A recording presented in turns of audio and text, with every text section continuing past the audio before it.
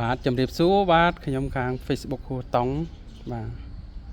សូមបង្ហាញបន្តិចថ្ងៃនេះពាក់ព័ន្ធនឹងកែវនឹងហ្វានមួយក្របនេះគឺធំបាទធម្មជាតិបាទ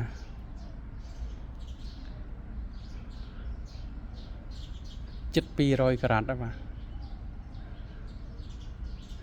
អញ្ចឹងខ្ញុំចង់ចែកម្លែកទៅលើការមើលរបស់ធម្មជាតិឬមិនធម្មជាតិបាទគឺដាក់ទឹកមើលបាទគឺពេលវាចូលក្នុងទឹកយើងមើលហ៊ុនវាយើងអាចមើលហ៊ុនវាដឹងបាទឃើញទេ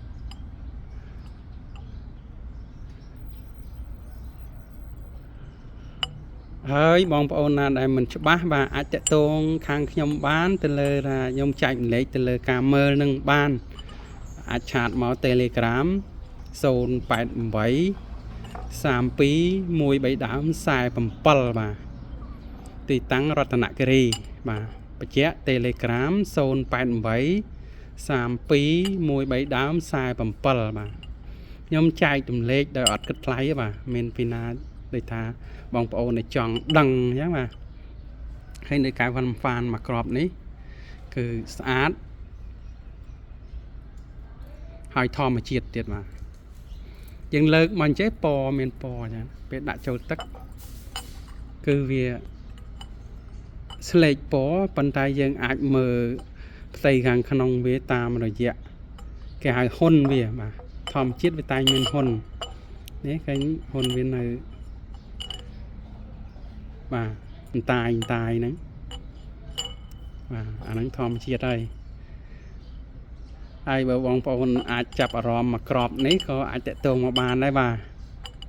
ខ្ញុំក៏លក់ដែរនិយាយទៅទំហំធំហើយសាច់ស្អាតវាមានជាប់ដែរពុកមាត់ឆ្មាបន្តិចចាំមើលបាទជាប់តិចមែនតើកម្រដោយសារវាក្របធំហើយមានជាប់ស្នាមពុកមាត់ឆ្មាបន្តិចបាទគេហៅមានសរសៃពុកមាត់ឆ្មានៅខាងគូតនឹងបន្តិចតែបើមុខវាស្អាតហ្មង